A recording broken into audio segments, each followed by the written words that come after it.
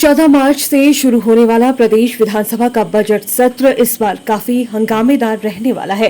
विपक्षी दल भाजपा ने सरकार को घेरने के लिए पूरी रणनीति तैयार कर ली है। नेता प्रतिपक्ष जयराम ठाकुर ने कहा कि विधानसभा के बजट सत्र में जनता से जुड़े मुद्दों को उठाया जाएगा। सरकार के खिलाफ 2 महीने में ही काफी मुद्दे सामने आ चुके हैं। उन्होंने कहा कि इसे लेकर विपक्ष सदन के अंदर सरकार से जवाब मांगेगी।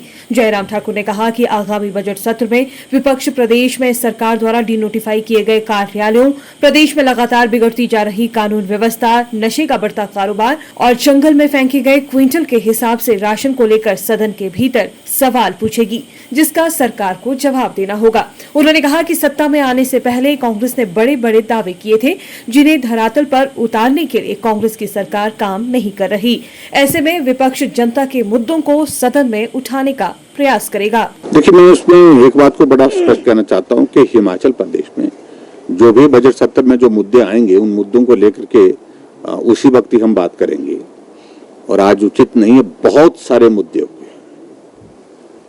जहां ऐसी परिस्थिति हो गई है 2 महीने के इस कार्यकाल में, जो आज से पहले हिमाचल प्रदेश ने कभी इस तरह से देखी नहीं थी। पूरे हिमाचल प्रदेश में हर विधानसभा क्षेत्र में संस्थान बंद कर दिए गए हैं। वो एक अपने आप में एक इश्यू है, लोग उसके लिए नाराजगी जाहिर कर रहे हैं। हमारी पार्टी की ओर से आग्रह किया जा रहा है और उनके ही कांग्रेस के विधायक कह रहे हैं कि ये संस्थान जो बंद किए गए हैं ये खुलना चाहिए। हमने एक बात कही थी, अगर कांग्रेस के विधायकों को वो संस्थान नहीं चाहिए, वो कांग्रेस के नेताओं को अगर वो नहीं चाहिए, वो लिख करके दे दे। लेकिन ना लिख करके दे रहे हैं, क्योंकि एनुअल प्लानिंग की मीटिंग में यहाँ पर कांग्रेस के ही विधायकों ने कहा कि जो संस्थान बंद किए गए हैं वो खुलना चाहिए, हमारी मांग है। और मुख्यमंत्री के सामने, मंत्रियों के सामने कहा है। तो इसलिए एक तो मुद्दा वो है ही है, और दूसरा जो है राशन जंगलों में फेंका जा रहा है। केंद्र सरकार द्वारा दिया गया राशन हमीरपुर में जंगलों में फेंक दिया गया है कुंटलों के हिसाब से। वो सारी चीज को लेकर के हम जानकारी चाह रहे हैं कि भाई क्या आखिरकार वो सारी चीजें क्यों हो रही है। सरकार को जवाब इस बात को देना पड़ेगा। हिमाचल प्रदेश में एक स्कूटी का जो है नंबर का जो बोली जाकर के 1 करोड़ से ऊपर चले गई, और बाद में कहा गया कि वो फ्रॉड निकला, और खुलेआम फ्रॉड हो रहा है। तो उसमें ऐसी सारी चीजों को लेकर के ये क्या हो रहा है। कानून व्यवस्था की एक नहीं अनेकों घटनाएं, हर रोज घटनाएं, हत्या की खबर आ रही है, हर रोज खबर जो है वो रेप की आ रही है। ये सब सारी बातें चिंता के विषय है। और नशा के बारे में इतना भाषण दे दिया था, इन्होंने कहा कि नशा हम समाप्त कर देंगे, लेकिन आज हर रोज और दूसरे दिन तीसरे दिन नशे की खेप पकड़ी जा रही है।